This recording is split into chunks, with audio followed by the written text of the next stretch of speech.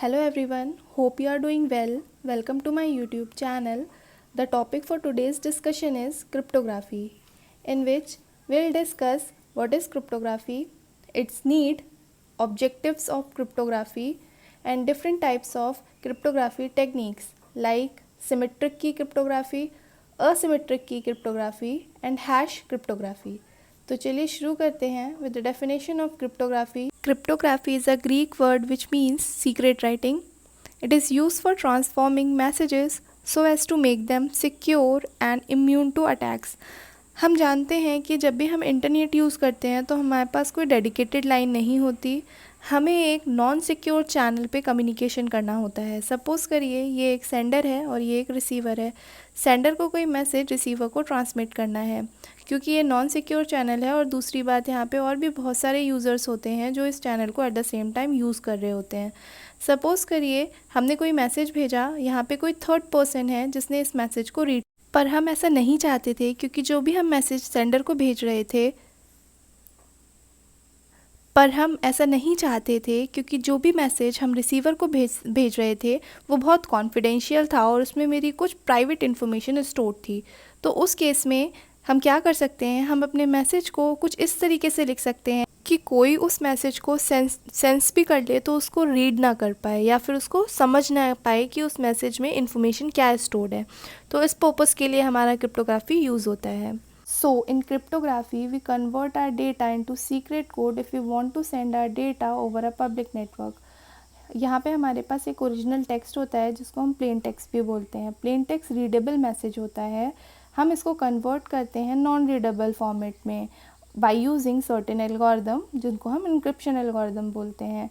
ये जो non readable format होता है मैसेज का, इसको हम साइफर टेक्स्ट बोलते हैं और इस साइफर टेक्स्ट को हम नॉन सिक्योर चैनल पे ट्रांसमिट करते हैं. इससे बेनिफिट ये होता है कि अगर मान लीजिए कोई थर्ड पार्टी इस साइफर टेक्स्ट को सेंस भी कर लेती है तो उसको वो रीड नहीं कर पाती, जिससे क्या बेनिफिट होता है कि हमारा जो भी सीक्रेट या प्राइवेट डेटा होता है वो सेफ़ रहता है.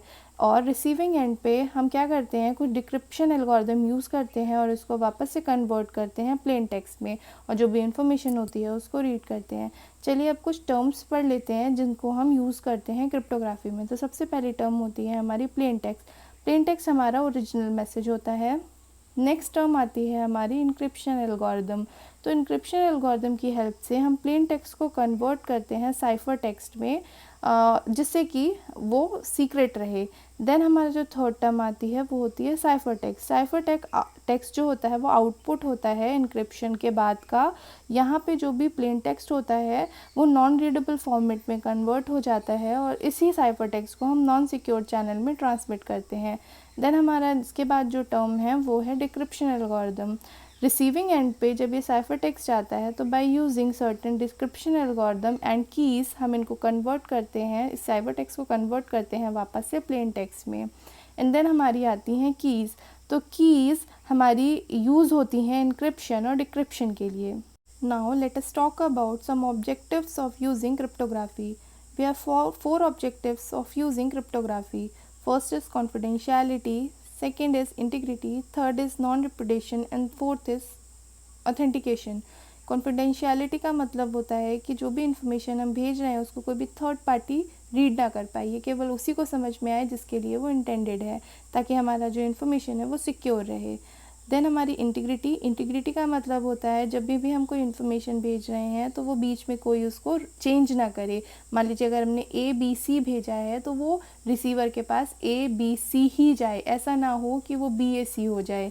देन आता है नॉन रेपुटेशन. नॉन रेपुटेशन का मतलब होता है इसमें अगर कोई सेंडर रिसीवर को कोई मैसेज भेजता है तो बाद में सेंडर डिनाई नहीं कर सकता कि वो मैसेज मैंने नहीं भेजा था. एंड लास्ट है ऑथेंटिकेशन. ऑथेंटिकेशन का मतलब होता है sender as receiver can confirm each other. इसका एक और मतलब होता है कि केवल सर्विसेज वही यूज़ कर सकता है जो कि ऑथराइज्ड है कुछ सर्विसेज को यूज़ करने के लिए. तो ये आपके 4 ऑब्जेक्टिव्स हैं क्रिप्टोग्राफी के. चलिए अब बात करते हैं टाइप्स ऑफ क्रिप्टोग्राफी टेक्निक्स. तो हमारी 3 टेक्निक्स होती हैं. सबसे पहले होती है हमारी symmetric key cryptography, then asymmetric की cryptography and then hash function. Start करते हैं सिमेट्रिक की क्रिप्टोग्राफी से. सिमेट्रिक की क्रिप्टोग्राफी का क्या मतलब होता है, यहाँ पे एक ही की यूज़ होती है। सेम की से हम इंक्रिप्शन करते हैं और उसी की से हम डिक्रिप्शन करते हैं। इंक्रिप्शन का मतलब प्लेन टेक्स्ट से साइफर टेक्स्ट में कन्वर्ट करना, और डिक्रिप्शन का मतलब होता है साइफर टेक्स्ट से वापस से प्लेन टेक्स्ट में कन्वर्ट करना। तो सिमेट्रिक की में एक ही की यूज़ हो रही है for encryption and for decryption. Symmetric key cryptography में हमने क्या समझा कि हम सेम की यूज़ करते हैं for encryption and decryption. Suppose करिए वो जो सेम की है वो की K1 है, ठीक है, ये जो की K1 है।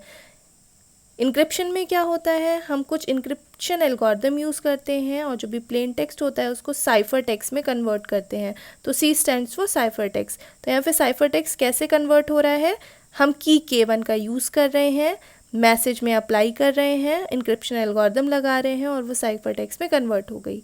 जब ये जाती है हमारी रिसीवर के पास, तो रिसीवर इसको वापस से क्या करता है, प्लेन टेक्स्ट में कन्वर्ट करता है। तो ये मैसेज कैसे जनरेट करता है, उसी की का यूज़ करके, मतलब की K1 का यूज़ करके साइफर टेक्स्ट में डिक्रिप्शन एल्गोरिदम लगाता है इन दोनों चीज़ों को मिला के, और उसको वो वापस से क्या मिल जाता है, ओरिजिनल जो भी मैसेज है वो मिल जाता है। तो ये हो गई हमारी सिमेट्रिक की क्रिप्टोग्राफी का जो भी वर्किंग है वो। अब सिमेट्रिक की क्रिप्टोग्राफी के लिए जो एल्गोरिदम्स यूज़ होती हैं वो होती हैं DES, ट्रिपल DES या AES। जो DES होती है उसमें जो की होती हैं वो 56 बिट्स की जनरेट होती हैं, ट्रिपल DES में 192, और AES में जो मिनिमम होती है वो 128 की और जो मैक्सिमम होती है वो 256 बिट की जनरेट होती है। अब क्योंकि सिमेट्री की क्रिप्टोग्राफी में हम सेम की यूज़ कर रहे हैं फॉर इंक्रिप्शन एंड डिक्रिप्शन, तो यहाँ एक प्रॉब्लम अराइज होती है सीक्रेट की के एक्सचेंज की। सीक्रेट की केवल उन्हीं के पास होनी चाहिए जिनको मैसेज सेंड करना है और जिसके लिए वो मैसेज है। तो इस चीज़ के लिए हमारी जो की का ट्रांसमिशन होता है, जो की हम भेजें वो कुछ इस तरीके से भेजना चाहिए कि वो की केवल इंटेंडेड सेंडर और इंटेंडेड रिसीवर के पास ही हो। तो यहाँ पे जो की एक्सचेंज के लिए मेथड यूज़ होता है वो होता है डिफी-हेलमैन, और यहाँ पे जो टोटल कीज़ जनरेट होती हैं वो NC2 जनरेट होती हैं। चलिए अब बात करते हैं असिमेट्रिक की क्रिप्टोग्राफी की। असिमेट्रिक की क्रिप्टोग्राफी में हमारा जो भी प्लेन टेक्स्ट होता है वो इनक्रिप्ट किया जाता है with the help of certain encryption algorithm और पब्लिक की, और ये कहलाता है साइफर टेक्स्ट। इस साइफर टेक्स्ट को जब हमें वापस से प्लेन टेक्स्ट में कन्वर्ट करना होता है तो with the help of using certain decryption algorithm और पब्लिक की हम इसको डिक्रिप्ट करते हैं और कन्वर्ट करते हैं प्लेन टेक्स्ट में। सो इन असिमेट्रिक की cryptography we use 2 keys, public key and private key. इसका मतलब है नेटवर्क में जितने भी लोग हैं वो 2 सेट बनाएंगे कीज़ का, अपनी एक पब्लिक की और एक प्राइवेट की। सिमिलरली अपनी एक पब्लिक की एंड प्राइवेट की। यहाँ पे दो नेटवर्क पे मान लीजिए सपोज़ करिए मैंने 2 लोग लिए हैं, एक A लिया है एक B लिया है, तो A के पास इसकी एक पब्लिक की होगी और इसकी एक प्राइवेट की होगी। सिमिलरली B के पास इसकी खुद की एक पब्लिक की होगी और एक प्राइवेट की होगी। यहाँ जो प्राइवेट कीज़ होती हैं वो सीक्रेट होती हैं, वो हम किसी को नहीं बताते, लेकिन जो पब्लिक की होती है ये हम नेटवर्क में ब्रॉडकास्ट कर देते हैं सबको, जितने भी लोग हैं हम सबको ब्रॉडकास्ट कर देते हैं। या फिर पब्लिक की को ब्रॉडकास्ट करने का दूसरा तरीका होता है कि हम एक थर्ड पार्टी को जो कि ऑथराइज्ड है, हम अपनी पब्लिक कीज़ उसको दे दें और जिसको भी मुझे मैसेज भेजना है वो उस थर्ड पार्टी से कांटेक्ट करे और फिर जो भी मेरी पब्लिक की है वो उसको लेके मुझसे कम्युनिकेशन इस्टेब्लिश करना स्टार्ट कर दे। असिमेट्रिक की क्रिप्टोग्राफी में याद रखिएगा जब भी मैसेज किसी की पब्लिक की से इनक्रिप्ट होता है तो वो उसी की प्राइवेट की से डिक्रिप्ट किया जाता है, या फिर दूसरा केस होता है कि जब भी मैसेज किसी की प्राइवेट की से इनक्रिप्ट होता है तो वो उसी की पब्लिक की से डिक्रिप्ट किया जाता है। हम 4 केसेस देखेंगे और हम ये देखेंगे इनमें से कौन सा केस सही है इनक्रिप्शन के लिए। चलिए स्टार्ट करते हैं केस 1 से। यहाँ A को B को एक मैसेज सेंड करना था। A ने अपनी पब्लिक की का यूज़ करके उस मैसेज को इनक्रिप्ट कर दिया। मैंने आपको क्या बताया था, जब भी कोई मैसेज किसी की पब्लिक की से इनक्रिप्ट होता है तो वो उसी की प्राइवेट की से डिक्रिप्ट होता है। यहाँ A ने मैसेज कैसे इनक्रिप्ट किया है, अपनी पब्लिक की से, और इस मैसेज को B को भेज दिया। जब ये B के पास जाएगा तो उस B को उसको क्या करना पड़ेगा, डिक्रिप्ट करना पड़ेगा, और इसके लिए उसे क्या ज़रूरत पड़ेगा, A की प्राइवेट की। लेकिन A अपनी प्राइवेट की तो किसी को देगा नहीं, तो उस केस में क्या हो गया, B उसको डिक्रिप्ट नहीं कर पाएगा और इसलिए ये केस इनवैलिड हो जाएगा। अब बात करते हैं हमारे केस 2 की। केस 2 के केस में हम क्या कर सकते हैं, A को B को मैसेज भेजना था तो वो क्या करे, B की प्राइवेट की से उसे इनक्रिप्ट कर दे। लेकिन क्या ये पॉसिबल है, मैंने क्या बताया था, जो प्राइवेट कीज़ होती हैं वो कैसी होती हैं, नॉन शेयरेबल।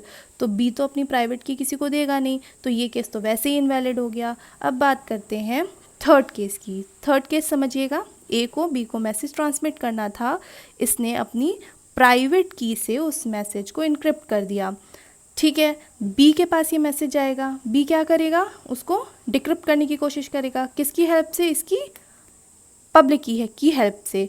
लेकिन यहाँ पे प्रॉब्लम समझ में आई आपको क्या है, यहाँ प्रॉब्लम ये है कि पब्लिक की तो सबके पास होगी, क्योंकि पब्लिक की क्या है, डिस्ट्रीब्यूटेड होती है सबको।